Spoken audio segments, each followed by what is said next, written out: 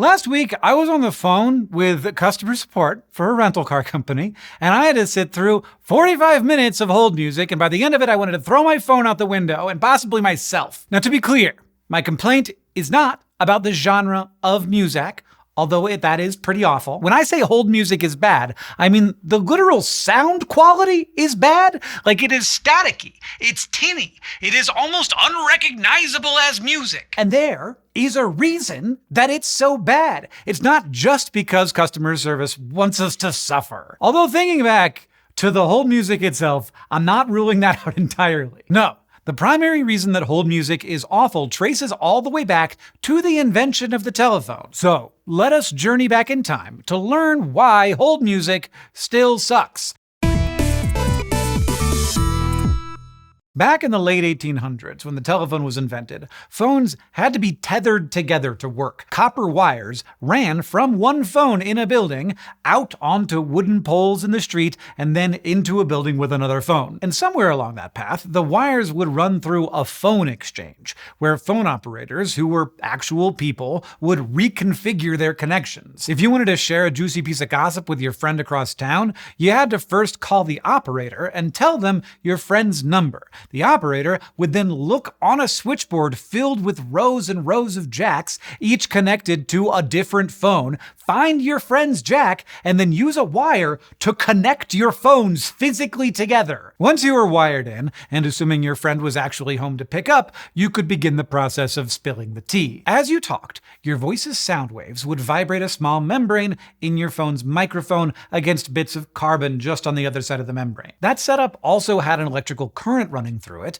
and when the membrane's vibrations put pressure on the carbon bits, it would change the carbon's electrical properties. So you, talking into the phone, changed the current inside of it and created a readable electrical signal, thus translating your speech into varying electricity in a phone wire. This signal would travel down the phone's wire through the switchboard and finally end up at your friend's phone. There, it would be translated back into vibrations through their phone's speaker, recreating your voice. With this setup, you could have a chat with your friend without having to trek across town. And if, say, your neighbor Teresa wanted to call your dad at the same time too, they could, as long as they had their own phone line. In theory, we could keep adding more calls by adding more lines, but at a certain point, that would get super unwieldy and expensive, putting a practical limit on the number of simultaneous calls. Still, more people wanted to jump on the phone bandwagon, and those phone companies were equally motivated to solve this problem so that they could get paid more. More callers meant more money,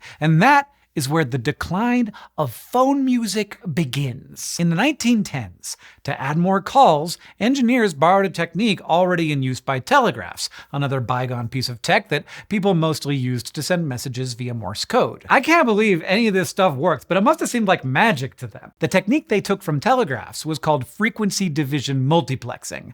It could cram multiple signals onto a single line using some clever math. You see, a single telegraph signal, or a phone signal, or any other kind of signal is made up of a certain range or band of frequencies. Now, when you speak, your voice produces a very wide range of frequencies, but luckily, you only need to transmit a signal containing about 300 hertz to 3.4 kilohertz for the call to be intelligible. Now, suppose your neighbor Teresa wanted to call their dad again. They'd also need to be able to send that same band of frequencies. Back when phone lines were scarce and expensive, it was common for different households to share a single phone line called a party line that was connected to each house. And if someone else was on the phone when you needed it, you were basically out of luck. But we can avoid those clashing calls if we just shift your call into a higher frequency band. This can be done using a type of electrical circuit called a mixer that adds a higher frequency signal to your voice to shift it by just the right amount.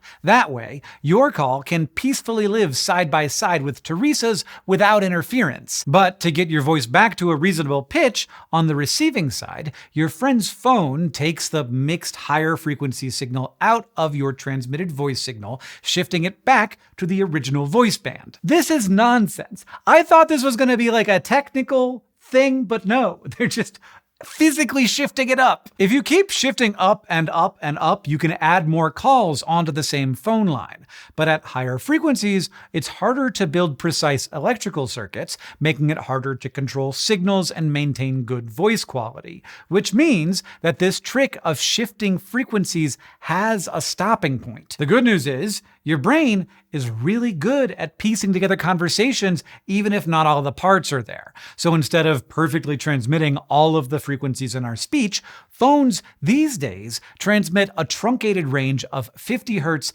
to 7 kHz. That way, they can squeeze more calls within the limited usable frequency band. Now, a bunch of people can chat on the same phone line without issue, and it works really well for talking on the phone because that's what it was designed for. But this multiplexing technique, unfortunately, messes with music quality. But before we move on to the next section, I'm getting a call. It does sound a little bit tinny, but they're saying we need to do an ad. This SciShow video is supported by Brilliant, the online learning platform designed to help you achieve deep mastery of a new topic. Brilliant's courses are curated to help you realize your mind's full potential, covering everything from timeless topics in math and science to cutting-edge concepts in AI and quantum. And that stuff isn't simple, but Brilliant helps you build genuine understanding and reach serious learning goals through active problem solving. With their specially curated mix of interactive problems, motivating challenges, and encouragement, Brilliant is designed to keep you moving forward and accomplishing your goals. To learn for free on Brilliant for a full 30 days, go to brilliant.org/scishow, scan the QR code on screen, or click on the link in the description. They're also giving you unlimited daily access to everything on Brilliant with 20% off an annual premium subscription. While the 50 Hz to 7 kHz voice band that phones use is good enough to hear words, it's way narrower than our actual hearing range, which goes from 20 Hz to 20 kHz. So our phones cut out part of the audible low frequencies, and this makes for less bass, which isn't great because so many wonderful instruments like the bass guitar and the piano live in that space. They also cut out a lot of the audible high frequencies, which has a more complex effect. Complex effects are our favorite effects here at Complexly. Just like our voices, when a musical instrument plays a note, the resulting sound wave is made up of waves of many different frequencies. Often, there's a dominant fundamental frequency along with a bunch of other frequencies that are multiples of that fundamental, called harmonics. So if I played like an A4 on a harmonica, that sound wave would have a fundamental frequency at 440 Hz, with harmonics at 880 Hz, 1320 Hz, etc. Those harmonics provide richness to music. When multiplexing cuts out many of them, phones inadvertently remove that richness, making music sound tinny. But that is the price we pay to allow more people to make phone calls with frequency division multiplexing. And the man primarily responsible for multiplexing and thus tinny music, Major General George Owen Squire, who, as it happens, is also the inventor of Muzak. So he did us double dirty here. But Squire is only part of the reason for bad hold music. As phone popularity grew, people became interested in making calls across longer and longer distances. So if your friend moved far away and you still wanted to pick up the phone to stay connected, you would be part of the problem. I mean, that is what phones are for. But you're still part of the problem. The way phones worked up until the early 1960s was there was a limit to how far the call could travel before your words became garbled. Back then, all electrical signals that transmitted phone audio were made of continuous analog waveforms that pretty much looked the same as our voice waveforms. But as electrical signals travel down the phone line, they get noisier. In this context, both literally and technically. Random input from the environment that's added to the signal is called noise, because it's the stuff that we don't care for. Noise can come from nearby lines coupling to the phone line and adding a bit of their own electrical signals, or from random changes in the environment. Like if your phone got warmer as you were holding it, the heat would cause electrons to bounce around more and mess with the electrical signal. If the noise is small enough, it can be filtered out to get back to a clean signal. But as distance grows, the amount of noise also grows, making it harder to recover the original signal and drowning out your voice. So to reduce the impact of this noise and extend the reach of phone calls, engineers pivoted from analog to to digital signals. The analog system used continuous waves of audio that can have infinite possible values at any given time. It could have 4.1000 out to infinity, or it could be 2.928537482. But digital signals limit that range to integers from 0 to 255. That way, when environmental noise shifts the digital signal higher or lower, it can easily be rounded back to the nearest valid whole number to recover the original value. In that way, digital signals are more resistant to environmental noise. Problem solved. Noise isn't an issue for conversations or music anymore. Except, for your phone to work in the digital world, engineers needed to convert your voice's analog electrical signals into digital ones. To do this, they periodically measure your voice's signal and then round the measurement to the nearest digital value in a process called sampling. And sampling introduced more problems for music. When your phone samples your analog sound waveforms, it only gets some of the waveform's information. How much it has to work with depends on how fast it samples, with faster sampling rates allowing it to collect more information. But since the voice band in phones is already limited in the amount of information it can transmit, just like that 7 kilohertz range of frequencies, collecting extra info beyond that won't really help. So the sampling rate in phones is designed to retain just enough information to fit the voice band, locking us in on that tinny music life. But the worst part about digitizing is the rounding that's involved. It makes everything less precise. How precisely we can keep track of our sound waves depends on how many digital numbers we are working with. If we could represent these waves using 1 trillion digital values, pretty much every point would have a corresponding digital value that's barely rounded at all. But building technology that can handle 1 trillion digital values is extremely expensive and challenging, which is why we used a much more reasonable 256 values. The problem is that with our smaller set of values, we need to squint a little bit to say that the analog and digital numbers are the same. The rounding error is called the quantization noise, different from environmental noise since this one's totally on us, and it shows up in digitized music as the delightful sound you call static. So now we can place long-distance calls with digital signals, and in return we get tinny, staticky phone music.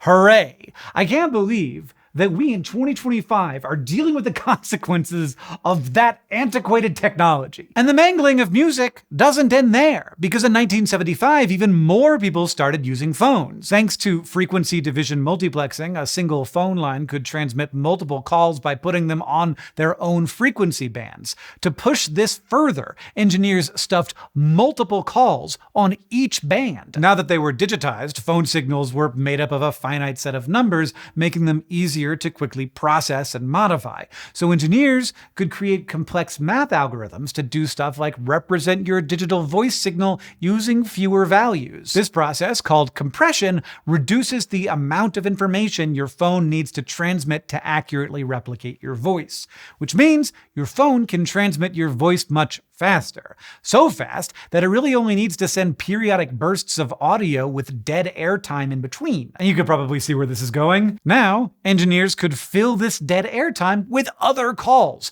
One scheme for doing this involved rotating through 3 different calls in time, earning the name statistical time division multiplexing. This was a great solution for voice transmission, which is what the compression algorithm was designed to do, but it plays poorly with music. When processing music, the algorithm unceremoniously tosses out lots of sound information as if it's trivial garbage. So when the receiving phone plays this compressed music back through the speaker, instead of hearing the original music, we hear a distorted version that sometimes cuts in and out. So frequency division multiplexing makes the music sound tinny, digitizing adds that horrible static layer, and statistical time division multiplexing cuts in and out of the whole distorted mess. So it's not a surprise that hatred for hold music is basically universal. But all these barriers to a clear, crisp musical experience were introduced so that more people could talk to more people, and connecting with each other is worth the distortion. After all, these conversations are what phones were made for, even though these days, a lot of people can't even remember the last time they've picked up a phone call. So yeah, maybe you should call your mom. I know I should. And if you can't think of a conversation starter, tell her what you learned in a recent SciShow video about phones.